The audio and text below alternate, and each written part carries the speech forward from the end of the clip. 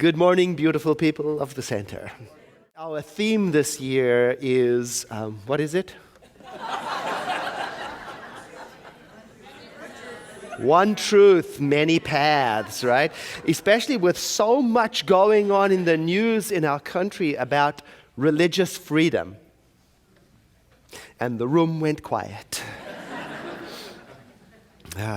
Well, the perspective, you might say, of the Center for Spiritual Living is that we are one global family.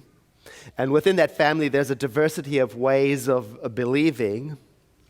And so here at the Center, we are inclined to turn to the great teachers of various faith traditions and disciplines to use them as role models to inquire how we might personally live a good and compassionate life.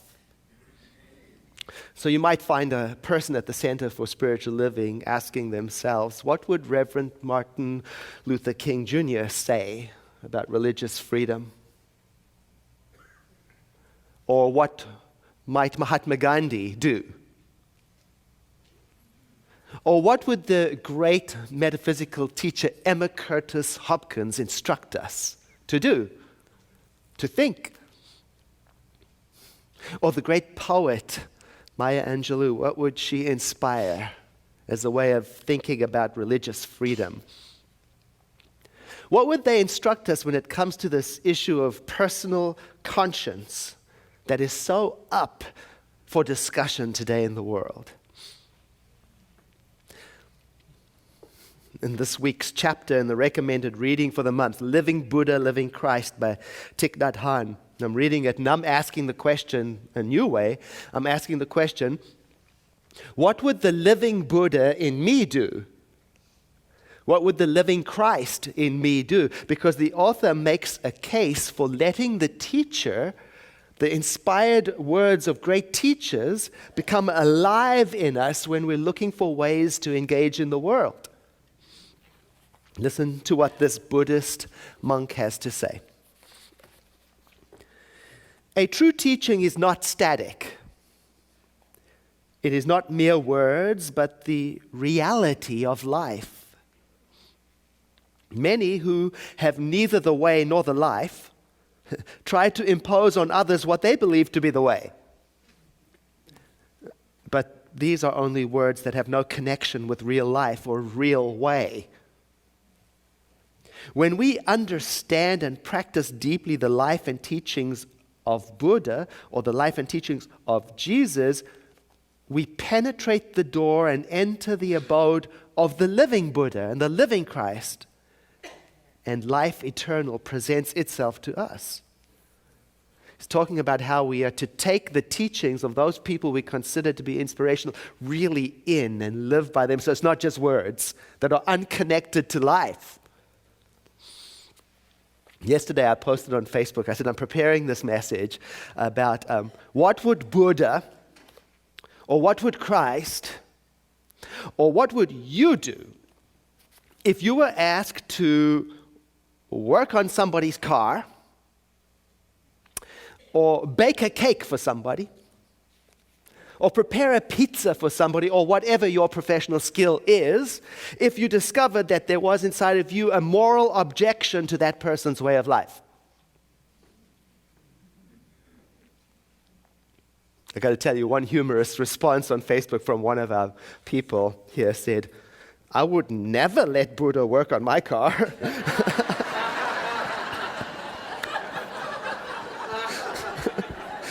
Which I appreciate so much about us. And isn't humor so necessary as we're dealing with this? Because these are really serious questions that we're facing. How do we deal with the diversity of ways of believing and still live according to our conscience?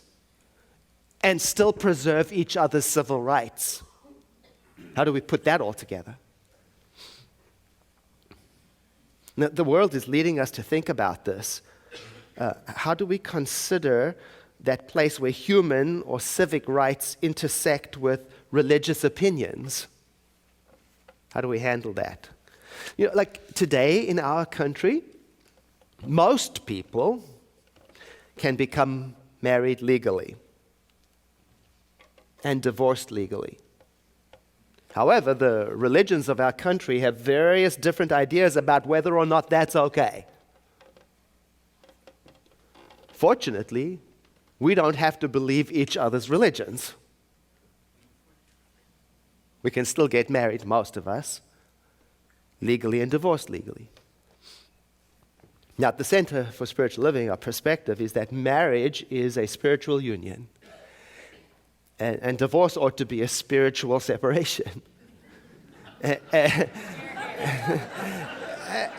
And we will, as clergy, extend our services to facilitate that experience to all who come to seek it without exception.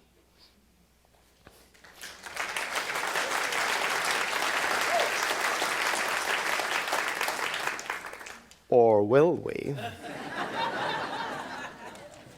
I mean, it brings up the question, who would I personally feel challenged with serving? Because, everybody's got their hard boundary, right? Everybody's got their Achilles heel, that person, that point of view. Because we have that saying in the center, we are one. It's according to our teachings. But I'd be dishonest with you if I didn't admit that there are some people that I'm very challenged with treating as one. Not completely successful in treating all people equally. Are you? I mean, it's a vision. It's an aspiration. I struggle with it. I was talking with a friend about this just recently, and what got us talking about the whole situation, maybe you read it in the news, that recent thing with the mechanic in Michigan who intends to refuse to work on the car of any openly gay customers. So my friend and I were talking about it, and he said, well, hypothetically, Edward, would you perform a ceremony for a couple, say, that showed up in town, they want to get married in the beautiful, Napa, and in the interview it turns out that they are white supremacists. And they've invited a white-only audience, and they ask very kindly for you to include in the ceremony some words that reflect their belief.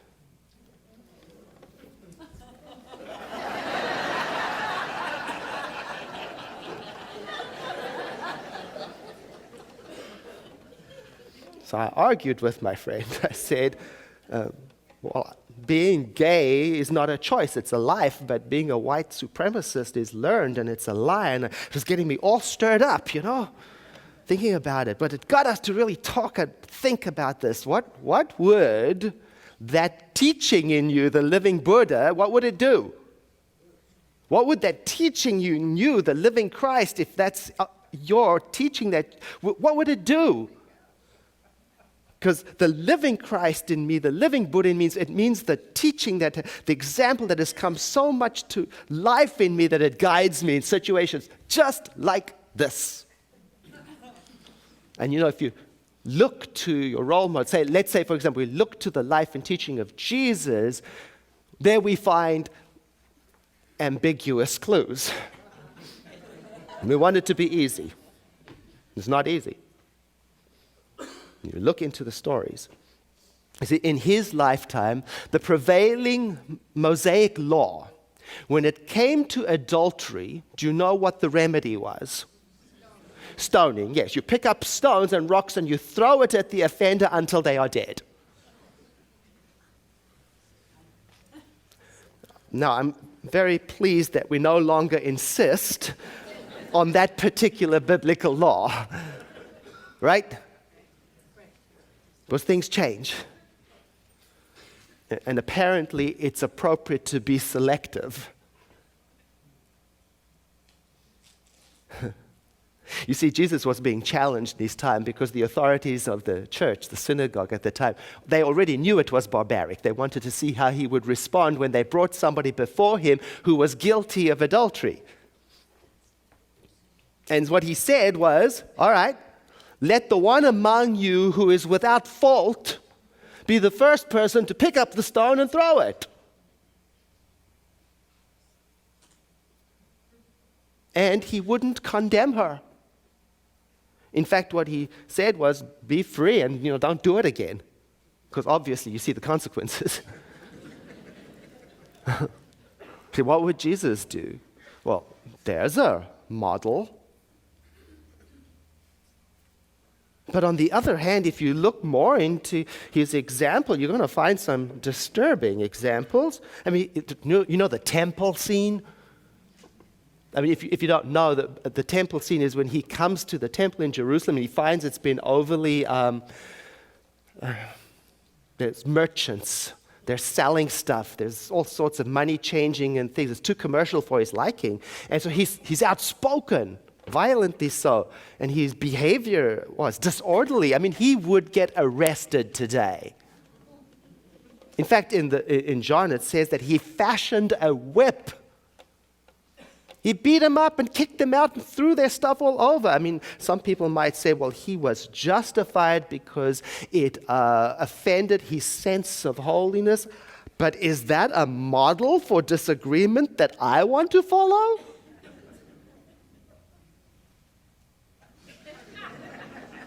Can I hear a no?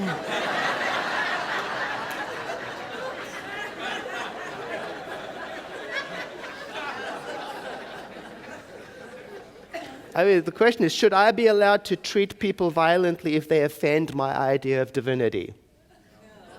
No.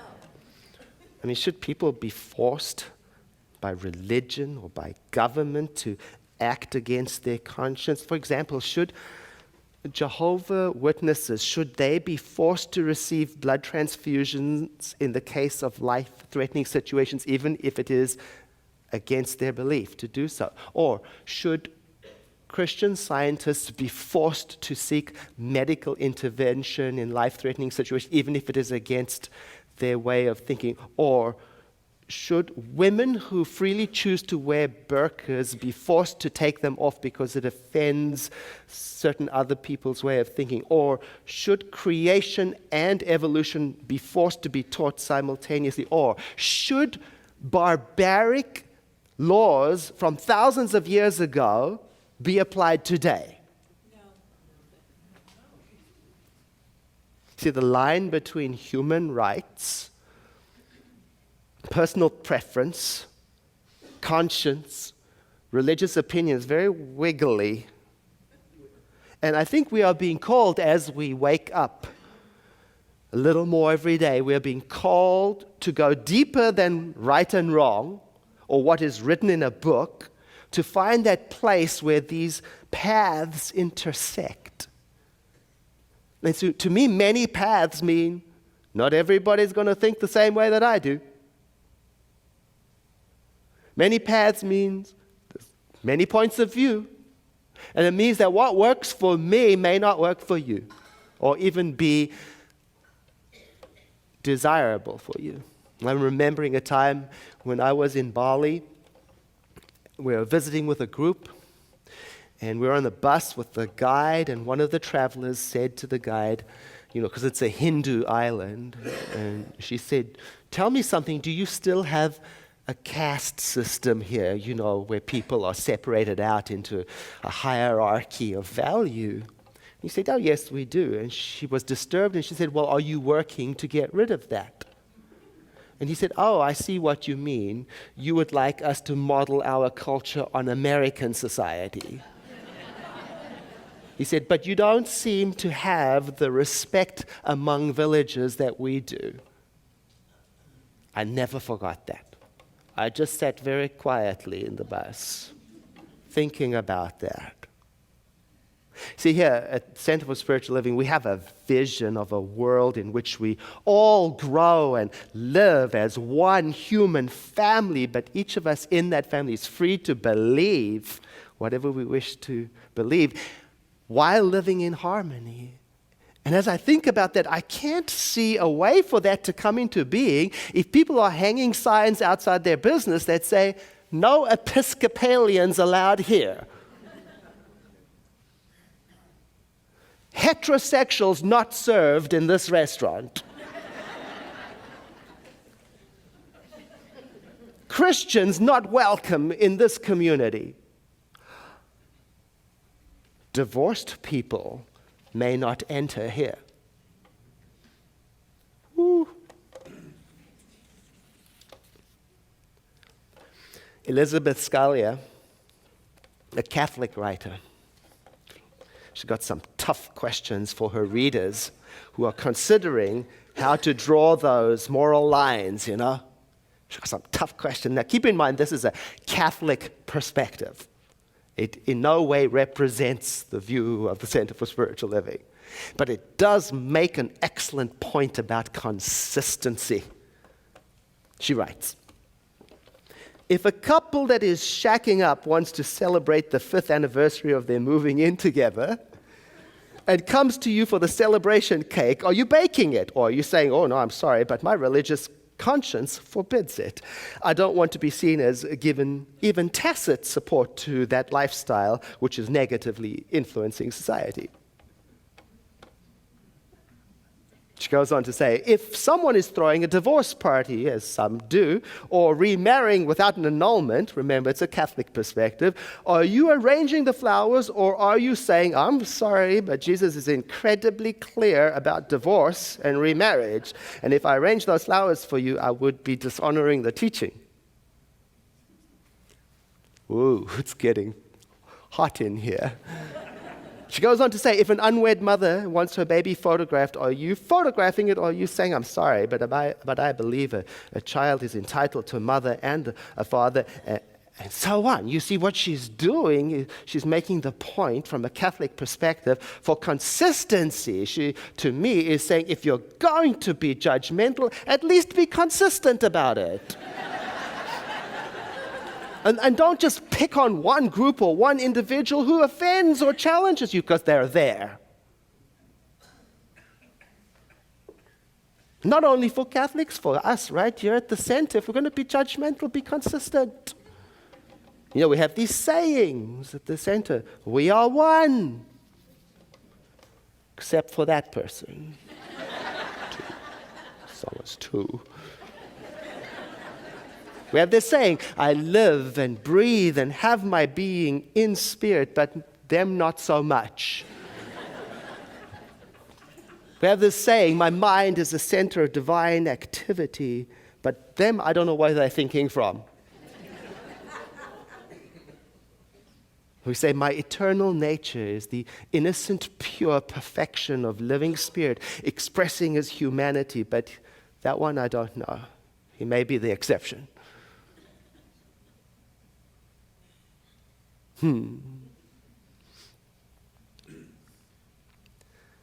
There are many paths on this truth journey. And we are not going to agree on the details of how to live it and express it. And yet, we, and I am part of that, we have a vision of a world in which every person will have the freedom to have their own spiritual or religious point of view without anyone's civic or human rights being affected. In fact, that is exactly what drew me to become an American citizen. And it continues to call me to see if I can do it. Can I live like that?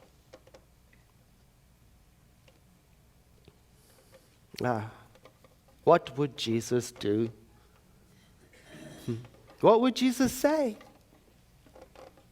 Well, he already said it in the Sermon on the Mount, chapter 5, Matthew. And I paraphrase it for metaphysicians, okay?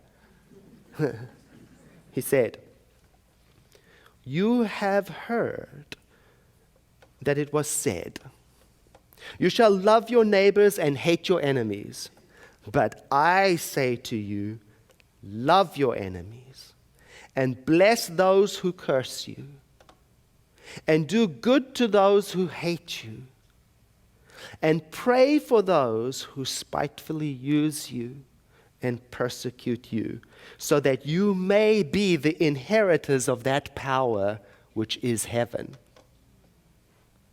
For surely God makes the sun to rise both on the good and the bad, and sends the rain to fall on the just and the unjust.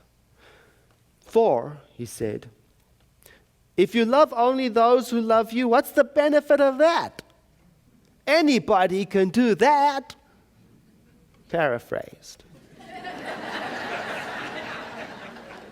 So he said, you are to be perfect, and I take that word to be all-embracing, just as the power of creation is. What would Buddha say? He already said it. Right there in the opening lines, chapter 1 of the Dhammapada. And if you are a student of the Center for Spiritual Living, you will find some resonance with this. He said, all that we are is the result of what we have thought. It is founded on our thoughts. It is made up of our thoughts. If a person speaks or acts with an evil thought, pain follows that person as surely as the wheel follows the foot of the ox that draws the carriage. All that we are is the result of what we have thought. It is founded on our thoughts. It is made up of our thoughts. If a person speaks or acts with a pure thought, happiness follows that person just like a shadow that will never leave. Quote, he abused me, he beat me, he defeated me, he robbed me. Buddha says, in those who harbor such thoughts, hatred will never cease. He abused me, he beat me, he defeated me, he robbed me. In those who do not harbor such thoughts, hatred will cease. 4, hatred does not cease by hatred at any time. Hatred ceases by love. This is an old teaching, he said.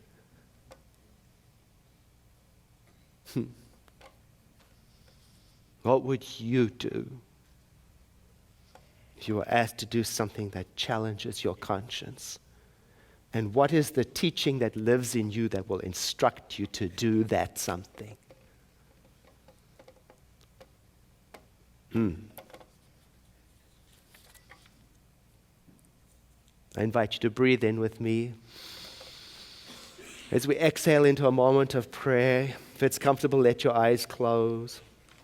Now begin by reading the words that we've already heard this morning from the affirmation. Peace fills the heart and mind of humanity. Peace fills my heart and mind. Peace is my nature. I am filled with the perfect peace of the One. And this establishes us in an attitude of prayerfulness in which we each, according to our perspective, acknowledge, salute divinity, that something that is everywhere present, that life that we are all living, that which is eternal and everywhere present. And we recognize that divinity using whatever concepts or words we may come upon, knowing that it itself is beyond all concept and words nevertheless. So where we begin, so that we may salute that which is larger than what we are.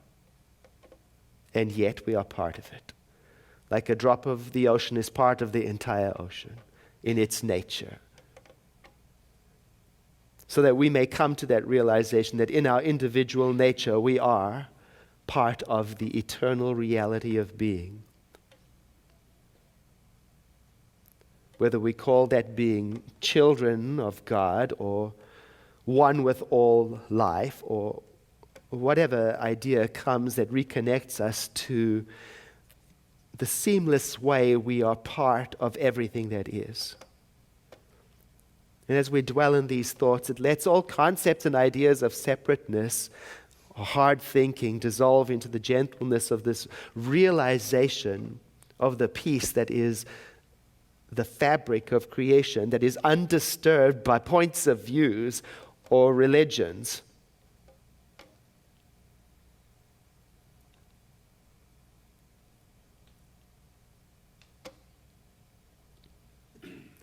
And as we dwell upon this, the realization comes that within each one of us, within me, is the perfect peace that is alive in me And as I turn to it, by means of this prayer, I don't require any outside agent or even a ritual. I just turn in thought to this peace that is already present, to allow it to become my instructor, so that I can engage in the world in such a way that reflects what I stand for.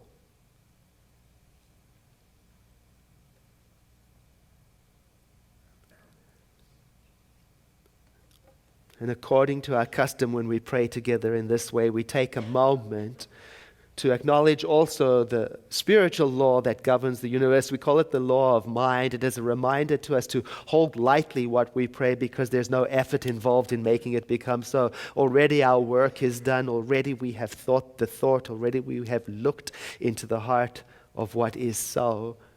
And already we are changed.